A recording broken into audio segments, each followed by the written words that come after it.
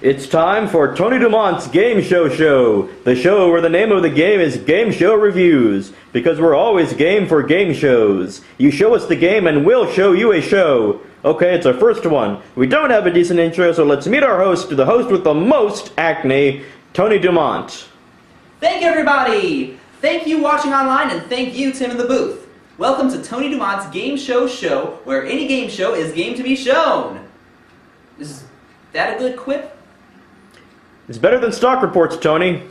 Indeed it is. So for our inaugural broadcast, I'd like to show you a program that I'm sure a lot of you grew up watching as I did.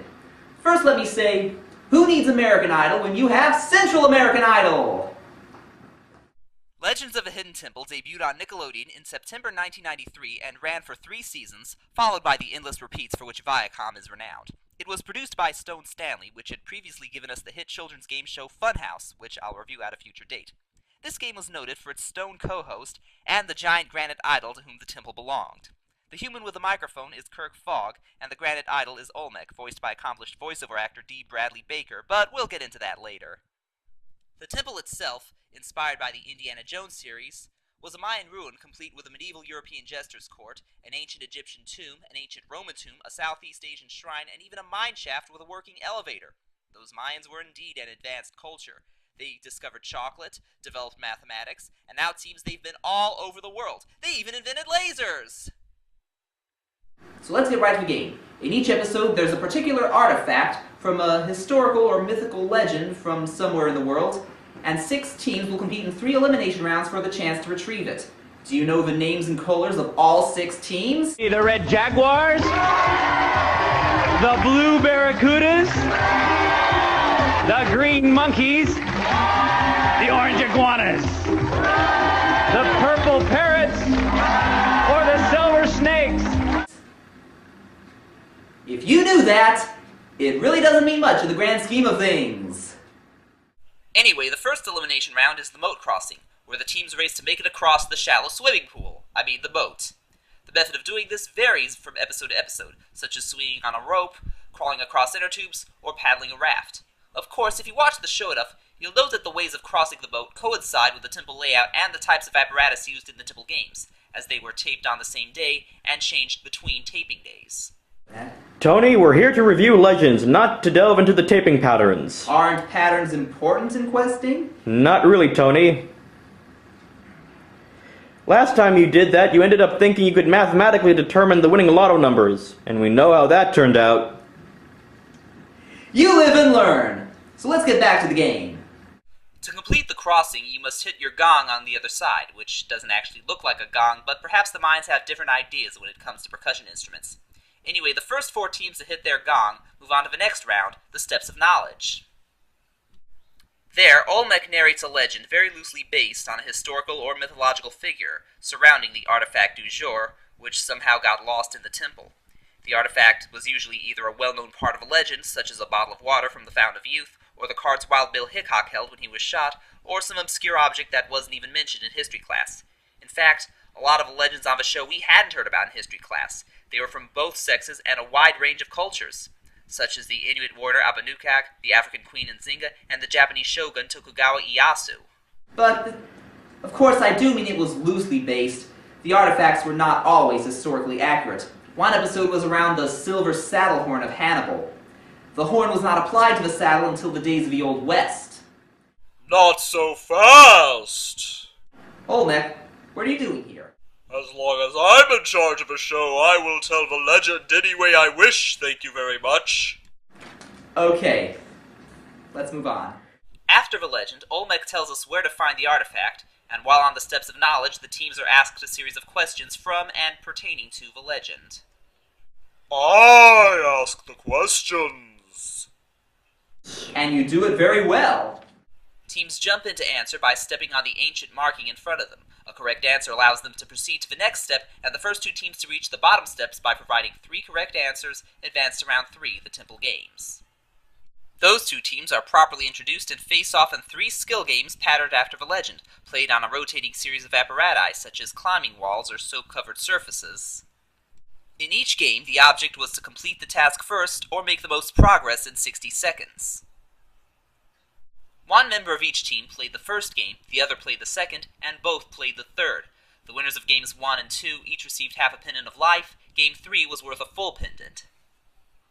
Of course, as I said earlier, this show is from the same company that gave us Funhouse, which also had 2 teams of kids competing in 3 head-to-head skill tests, and an endgame where players ran one at a time through a house full of obstacles. So this show is pretty much Funhouse with an Indiana Jones atmosphere, only it's better remembered. And also, here there's not much of a mess aside from the water and soap, which was mostly used in Season 1, and pretty much phased out after that. Anyway, after all 3 games, the team with the most pendants went to the temple. If both teams ended with the same total, a tiebreaker question from a legend was asked, usually much easier than the ones from the Steps of Knowledge, and players ring in on the gongs from the moat crossing. In Season 1, Kirk asked the tiebreaker question, as well as giving the rules for the moat crossing, the temple games, and the temple run. But from Season 2 onward, those duties were relegated to Olmec. I have to say, it does not indicate good hosting ability if you're constantly getting outperformed by a talking stone head who starts each game with a tired pun such as, "Let's rock," or "This rock is ready to roll." Would you put that on your resume? Kirk, I think you've had enough. You know what I've had enough of? Having everyone go up to me and say, "Hey, you're that guy from that kid's game show with the talking stone head." Like that's all I've ever done with my life. Well, at least you got to be on TV. What kind of a gig was it? All those years at the conservatory, and I end up on this stupid kid's game show where I look like an idiot. And it's all I'm known for. I can't even get background work. Yeah, you don't even have enough for your tab most of the time. Don't remind me. If I have to wash dishes again all night... Boy, you better make up your mind soon. We're closing in half an hour. It's closing time. Lost track of time. I used to have this golden Rolex watch from my uncle, and it's been missing all week. The watch of Kirk Fogg can be found! Where? In the shrine of a silver monkey? No, in your girlfriend's basement! The bitch! She could have at least given it back when she threw me out! Well, we can leave that as we go to the part you've been waiting for, the Temple Run! Now the one remaining team gets the chance to retrieve the artifact. But first, Olmec has to give the rundown of all the rooms and the task awaiting in each of them. Not all of them were thoroughly explained, of course. It was just something to give Olmec to do in Season 1 before he took over the show. The rooms varied from episode to episode, at least they did in Seasons 1 and 2, but the one room people remember is the one that was used in every episode, the Shrine of the Silver Monkey. You mean the Shrine of the Silver Monkey? Right, the Shrine of the Silver Monkey. The Shrine of the Silver Monkey. Come on, the word shrine only has one syllable. What are you, an R&B singer? What are you, a racist? Hey, come on, I'm just pointing out how R&B singers tend to use more syllables than necessary. There's a term for that, it's called melismatic. Maybe I never studied music theory, but I know racism when I see it. Well, this is my show, not yours. To open the doors, you must assemble the Silver Monkey statue, which has 3 parts, base, middle, and head, and place it on its pedestal facing outward. It seems simple enough, and yet many teams struggle with it. And to think of all the runs that ended here because the teams could not figure out how to solve this preschool-level puzzle. Really, how hard could it be? Base, middle, head. The worshippers of the Silver Monkey knew they were powerless against the spread of Buddhism, so they separated their beloved idol into 3 pieces and scattered them before their enemies could get to it. But first, on a sacred scroll, they had drawn up the instructions on how to reassemble the Silver Monkey, in the hopes that someday somebody would. But those instructions were lost for millennia, until a middle schooler from Central Florida recovered it, and the gods did bestow on her and her partner a mountain bike, a video game console, and a trip to space camp. And here are the instructions. Unfortunately, Many have not heeded them. So what'd you think of that? Amateur. The rules are that the team has 3 minutes to enter the temple, 1 player at a time, make it to the artifact, and bring it back through the gate. The temple has 12 or 13 rooms depending on the layout, and to get from one room to the next, you must either negotiate your way through obstacles to reach a door, which you must open by hitting an actuator button, or else you have to perform some kind of stunt to open the door. Well, aside from that, reaching the artifact is not as easy as it appears, because, as the host explains, there are many locked doors and dead ends. Also, there are 3 temple guards, each in a different room, ready to capture you. Well, surely you could see that they're just the show's spotters in Mayan garb, but come on. When you were younger and watching this for the first time, those guards scared you silly. Really, you're racing against the clock, you're under a lot of time pressure, people are watching you on TV and in the studio audience, and these guards just jump out and grab you by surprise.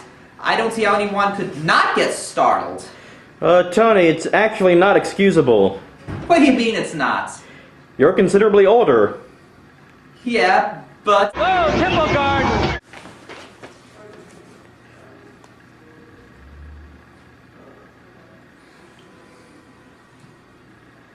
I was just shell-shocked! I'm hypersensitive! Let's progress. This is why our players needed the Pendants of Life, because if you had one, you could give it to the guard and continue. Otherwise, you would be removed from the temple. The first player always started with a full pendant, and the second player got whatever was left. So if the teams had the maximum 2 pendants, they were safe. If they only had 1, the run would end if the second player got captured. If the team had 1.5 pendants, half a pendant would not be enough to save you, but mercifully the other half was hidden in the temple, en route to the artifact, and you could use both halves as one. Unless, of course, you completely overlooked it, which many teams did. The show followed Nickelodeon's 3-prize format. The teams received a decent prize for reaching the temple, a slightly better prize for reaching the artifact, and the grand prize, always a trip, for returning through the gate with the artifact before time runs out. However, most of them failed for some of the reasons previously mentioned. Either they'd run into too many temple guards, or they would fail to find the right path, or they would take too much time, and they might completely stall, or backtrack, or go around in circles, or go off in the wrong direction, or completely miss the artifact when it was right in front of them, and even if they found it, that wouldn't stop them from taking the long and difficult path out instead of a simpler, obvious path. Or in one instance, a player dropped the artifact and didn't realize it until it was too late. Of course you must take the bitter with the sweet. With the thrill of victory comes the agony of defeat. That rhymes. I'd make a great poet, wouldn't I? And it's not like those humiliating losses didn't serve a useful purpose, at least for some of us. You reeked all over the field! You run like a crippled turtle! Sorry, Coach! Another paper in the sprinkler. You ought to be replaced with a trained monkey. Sorry, sir. 2 minutes late! Your brother's brain damage and he always comes in on time! Sorry, Mom. Oh, please, is that how you put together a silver monkey? You're supposed to get the base, then the middle, then the head. You turn it facing for front. Maybe you should get all the 3 pieces first so you wouldn't have to go back and forth all the time. You put the middle upside down! Come on! You got captured! Ah! I told you that! That half pennant was right on the actuator and you just missed it! It's right there! You got caught!